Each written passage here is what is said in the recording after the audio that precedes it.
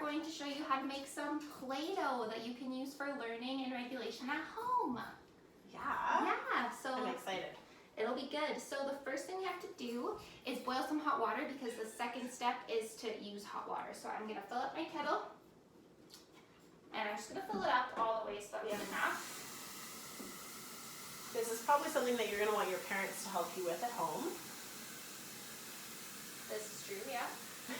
Safety first. And I'm gonna put it on here and let it boil. And while we let that boil, we're gonna mix all our dry ingredients. So for this recipe, you're gonna need flour, salt, vegetable oil, and hot water. And if you have food coloring and you wanna make your Play-Doh a fun color, you can use food coloring and we'll show you how to do that as well. So first we're gonna do the flour. All right. How much flour do we need? We need 1 cup. So I got my 1 cup here.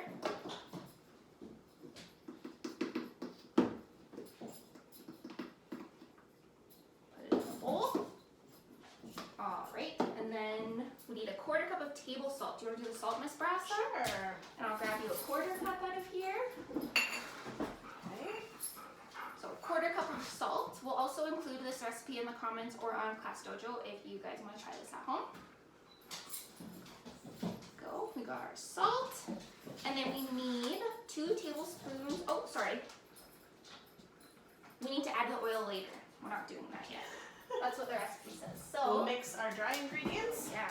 Let's grab a spoon. We're maintaining our distance here. We'll just stir this all up. Oh, that's okay. I made a mess with the salt. If you make a mess, it's okay, but just make sure you help your mom or dad or grandma, grandpa, or auntie or whoever clean it up, okay? Messes happen. Messes happen. All right. So that's all mixed up. We have to wait for the water, but I'll show the selection of food coloring we have because Miss Bourassa's gonna make her own color. Good, yeah. So we have yellow, we have blue. We have like a greeny yellow, dark green, red. Okay. And this is also a great opportunity to practice your colors. So you could try and mix those colors, those primary colors. Yeah, and see what kind of color you end up with. But be careful because you might end up with brown or some not so fun color. It's true. So, but if you want to do that, make sure you let your parent or guardian know and they can probably help you get the color that you want. Yeah, if you can remember what the primary colors are, I would love to hear about that. So you love all your messages. Yeah, for sure. So I think this is getting hot, nice and hot. We'll give it another minute or so. So with this Play-Doh, really fun thing you can do is just squish it. Like if you're feeling kind of in the yellow zone or the blue zone and you just need something to do, it's really good to play with and knead. We have an activity we're going to post where you can roll it out and spell different sight words or any kind of words you would like to spell. Yeah. You can do math with it, so you can roll up your Play-Doh into little balls, and then you can do subtraction, you can add them together. You can really do a lot of stuff to relate it to your work that Miss Bourassa and I sent home with you. So, for sure, and even just a simple Google search of activities that you can do with Play-Doh, literacy, numeracy activities, I'm sure will yield lots of results. Yeah. If there's something that maybe you want to try at home, you think maybe this would be a good idea, if it's something that you try out and you find that it's awesome and you want to share it with us, go for it. We would love to know, and then that way we can also share it with other families and other kids, and then everyone can kind of share those ideas and learn together. All right, so Miss Bourassa, do you want another color? Because we just have to do it a little different if we each one have a different color. Ooh. So we can show them a different way if they want more than one color. Let's do that. Okay. So here's what we're gonna do, because Miss Bourassa and I, we're making one recipe, but we want 2 different colors. So what I'm gonna do is I'm gonna grab another bowl. This one's a little bit smaller, and I'm gonna put about half of what we have in here into this other bowl. So this is half of our dry ingredients. I think that looks like about half this broth. Maybe a bit more. That's good. Sure. Okay. So now we just have to separate it out, and because this calls for a half a cup of hot water, we're gonna each have a 1/4 cup of hot water. So what we're doing with that is we're taking our half a cup and splitting it in half. So that's kind of fraction math, which is a bit more advanced. Yeah, it is. So you're doing some tricky math here. So you might need some parents to help you out. Yeah. Or older siblings. Yeah. So I'm going to give us each a glass to put our water in, because the water is what you use to get the color. So you're going to put your food coloring in the water once it's all boiled. I think we're all good here. It's pretty hot. You can see there's some condensation building up over there. So Miss Bourassa and I are going to use this, it's a liquid measuring cup.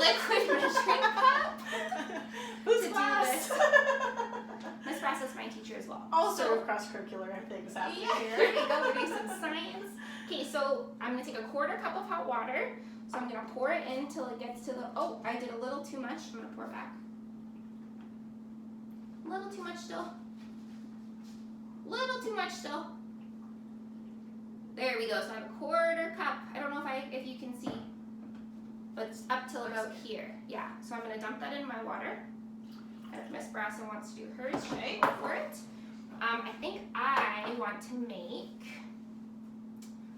I'm gonna try mixing. Oh, I'm gonna try mixing these two pinks and see what I get out of it. Ooh, fancy.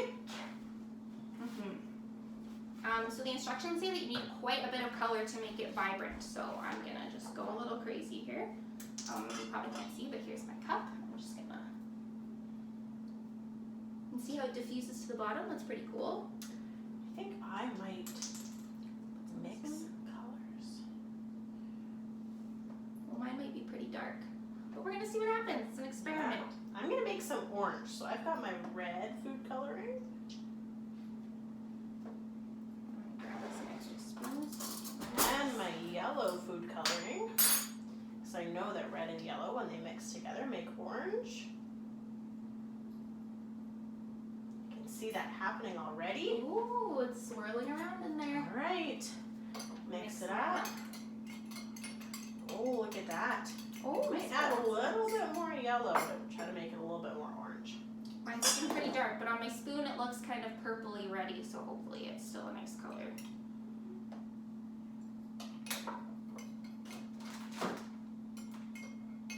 Totally didn't pour mine into the glass. Oh well. Oh well, you don't need to. Alright, so if you're ready, we can dump this in here. Okay. Into our mixture. Okay, and then we also need to have our oil because we're making 2 different colors. So the instructions say to use 2 tablespoons of cooking oil. So Miss Bourassa and I are each going to use 1 tablespoon of cooking oil. Okay. So I had canola oil in my pantry, so that's what we're going to use. And a lot of the stuff is stuff that you already have at home in your pantry. You shouldn't have to get too much. I filled up my tablespoon. I'm going to put it in there. Awesome. Miss Bourassa wants to do hers. Thank you.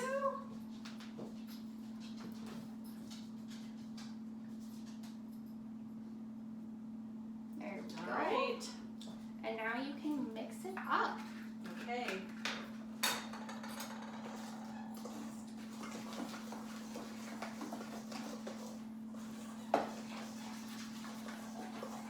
This might not be the quickest process, but this is a great opportunity for some heavy work. We've got some executive functioning things, like that heavy work, and Planning ahead. Yes. So when Miss Bourassa and I decided that we had to do 2 different colors, we had to really think on the spot and say, what do we have to do? Because we're changing the recipe so that we can adapt it having 2 different colors.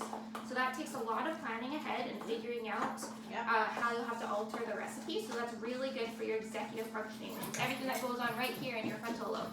Yep. I think there's good fine motor with using a spoon and mixing things together. Takes lots of attention to detail. It really does. Mine's thickening up, Miss Bourassa. Yeah, mine is too.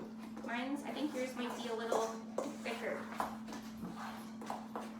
I didn't use all of my liquid yet though. I kind of poured that in sections because I was thinking ahead going, if it's too watery, it's harder to... It's hard to go back. But I can always add more water. Yeah. And you know what, I should have done that because I think I might have to add a bit more flour. That's what mine's looking like. So I might need to add a bit more flour. Yeah. You know what I think I'm going to do? I think I'm ready to spread it out, Miss Brittany. You think so? I think so. Sticking together really well. That's what we want. I can start to knead it with my hands. Stuff over here. Move this over. Now the recipe says the more you knead it, the smoother that Play-Doh is going to get. So I'm gonna keep working it with my hands, which is more great heavy work.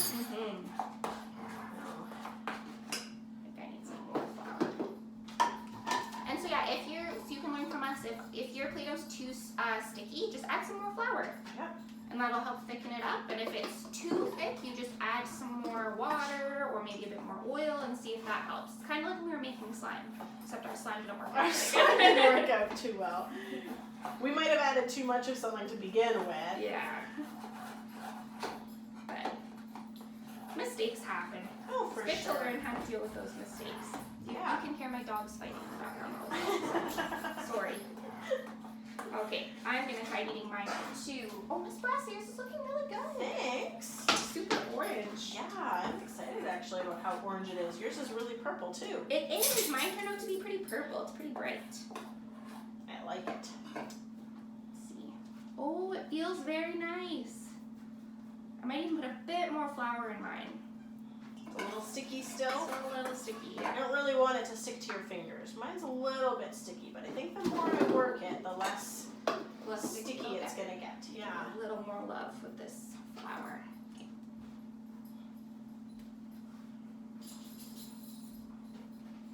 If you have younger brothers or sisters or older brothers and sisters, this might be a fun activity to share with them. Yeah, You for guys can sure. do it together. Take turns.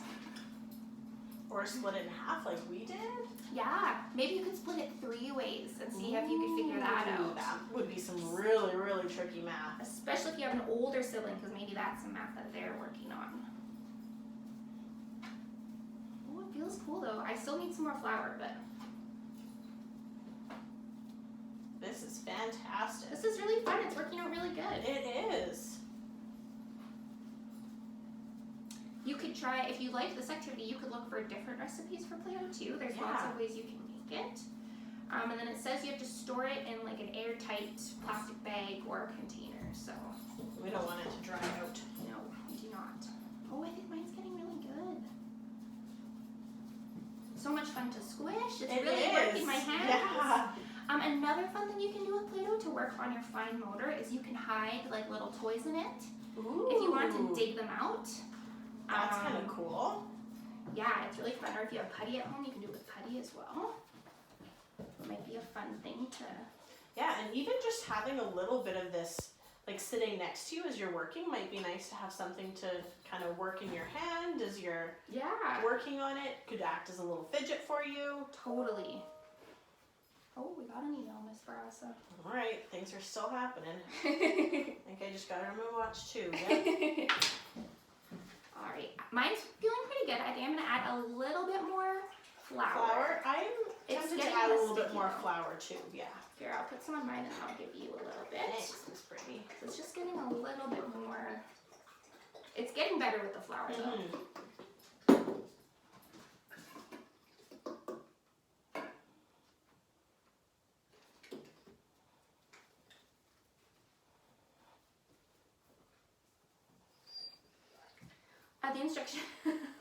The instructions also said that we had to let it cool down, but once we mixed it, it was okay. Yeah, and it wasn't too hot to the touch to begin with, but we also, our kettle didn't turn itself off yet. It wasn't we boiling, intervened. so. Yeah. No, I think mine is about perfect now. Awesome. I'm really excited. Those turned out so good. I agree. So it's not like the slime grade 1s and 2s. This actually works. We know what we're doing here a little bit better. All right. I'm excited about It's this. looking good. Yeah. All right, maybe I'm going to go over and just show them. Do a close-up. Yeah, so this is what it ended up looking like. It's really nice to squeeze. It's not sticking to my hands anymore. No. It's really nice. I think Miss Bourassa will come show you hers too. Yeah, well, as I add more flour to it. When she's all done, yeah. Here's what mine looks like. And it's just enough to work in our hands. And with, like, this might be a little bit big for kids, but you can always just break it in two. And then just perfect. Easy to squeeze. You could even put this into an obstacle course if you wanted. You totally could say once you get to this place, You squeeze it back and forth in your hands 3 times, or however many times you want. So it's really handy just to have at your house. It's awesome. You can pull off little pieces. These can be like your manipulatives for counting. Yeah. Whatever you want. All right. I think we're good. I think so. I would love to see pictures or videos of you if you are making Play-Doh at home. Show us what you've been doing, and we're excited to see. Yeah. All right. Thank you. Bye.